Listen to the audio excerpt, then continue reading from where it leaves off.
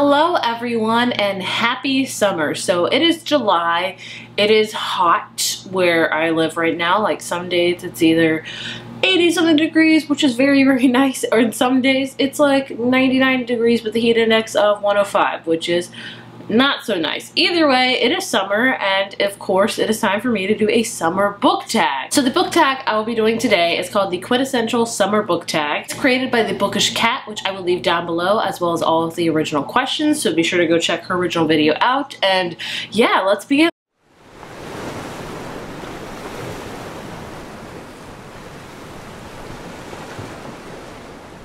The first thing I'm noticing, these are like summery things, is iced drink, which is my favorite thing ever.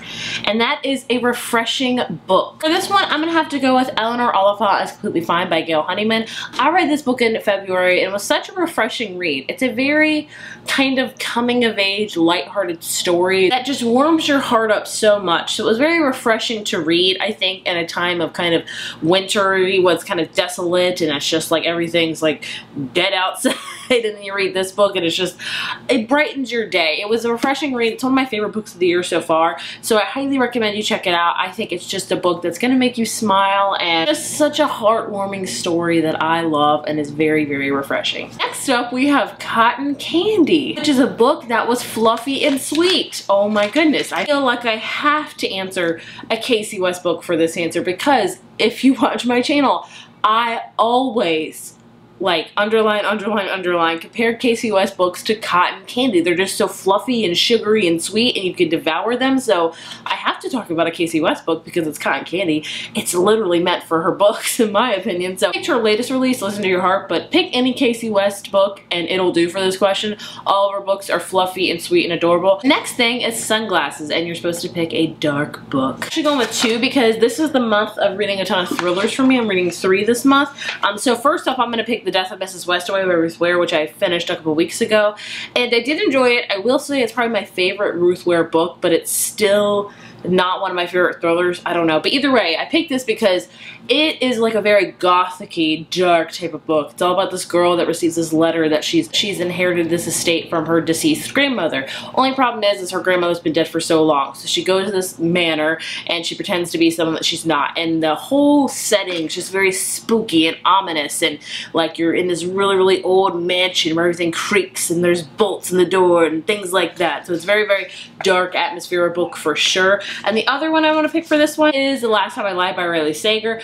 He also wrote Final Girls, which I loved. This book is all about these girls that go missing from this camp, and this one girl kind of goes back years later to kind of uncover their disappearance, murder, and it's very creepy setting at this camp that's like supposed to be, you know, quaint and nice, but it's got a lot of underlying dark layers beneath it. So either way, both of these very kind of dark, spooky thrillers. Picnic on a Rainy Day. Sad book. I have a lot of sad books that I've read this year. Town by Frederick Bachman's kind of sad.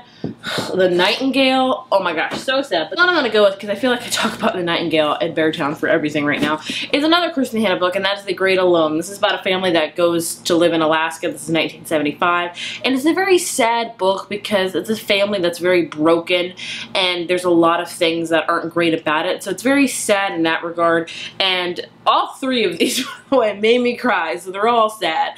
Pick any one of them as you desire to cry. We have Sand, a book that irritated you. I think I'm gonna go with Hazelwood by Melissa Albert. This was a very popular book at the very beginning of the year. Everybody was loving it and reading it and devouring it, and I read it and I enjoyed the first half of it, but I really did not like the second half of it. It irritated me with just how the ending was, honestly. I wasn't in love with it, so I guess I'm gonna pick this book for this. It just irritated me a lot. I don't know. I'm definitely the unpopular opinion here. Everybody loves this book. I'm just like, it was okay, not the greatest, but it is what it is. Summer Blockbuster, favorite book to screen adaptation.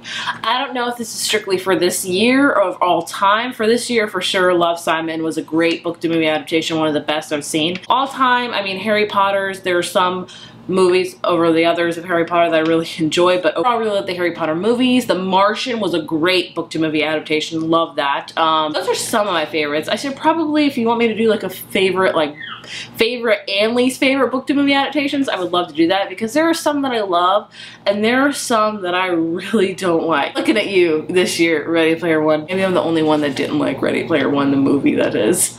We have Dropped Ice Cream, which is so sad. A book you were anticipating, but it wasn't that good. I have to go with Fury Board by Claire Legrand. I read this last month and I was anticipating it so much. I'm not gonna lie, there are a few books that before I read it, I'm like, I feel like I'm gonna give you a 5 stars.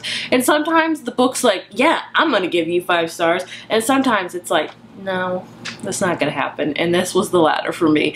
I read it and I was like, oh, I didn't love it as much as I thought I would. I was anticipating it and it was kind of a letdown for me. I said I gave it a 4 out of 5. With books, and as time goes on, you reflect on it more and more, and I'm thinking about dropping it to a 3.5 out of 5, because this book just really disappointed me a lot, honestly.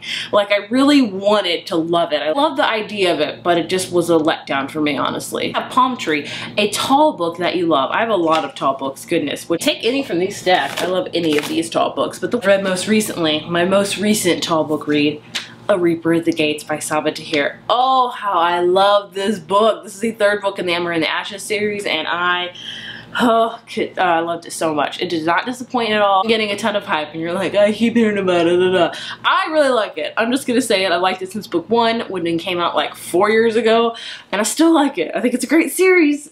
I might be biased, I don't know, but I really love it. We have Bonfire, a book you want to burn.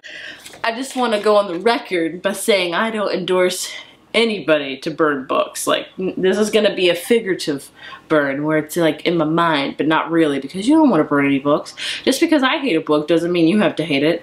The book I'm going to mention a lot of people like, but I don't like it. If I could burn any book, but I'm not going to burn it. I mean, disclaimer, you know that. That is The Woman in the Window by A.G. Finn. This is a thriller I read this year, and I really didn't like it. It's like one of my least favorite thrillers I've ever read. Like, put it up there with In a Dark, Dark Wood by Ruth Ware. Those are the 2 thrillers that I've read that I just really do not like. So both of those, I would just have to burn. I mean, I don't endorse it. I don't recommend burning them. A lot of people like them. I did not. So those are the 2 picks I have for this. Yeah. And the last prompt is Fireworks, a book that exploded onto the scene. This one I'm gonna have to go with Children of Blood and Bone by Tommy Adeyemi. I read this book last month and it came out, I want to say, at the very beginning of the year, maybe January, February, I could be wrong, but it exploded onto the scene. It was very, very big when it first came out, and it still is very, very big. It keeps getting more and more hype and more people reading it, which I think is great because it is a great book. So this one definitely, like, exploded onto the scene with good reason. So I really enjoyed it. It's one of my favorite new fantasy books. Like, it's a debut fantasy series that I will definitely be continuing and for sure finishing. There you have it. That is the summer quintessential book tag. As always, I enjoy doing seasonal tags. It's like one of my loves of my life is seasonal book tags. Like, give me a good seasonal book tag and I'm a happy I don't know where I'm going with this. Either way, if you enjoyed this video, be sure to give it a thumbs up and be sure to click subscribe if you so desire to see more bookish videos from me. I'll see you guys in my next video. Bye.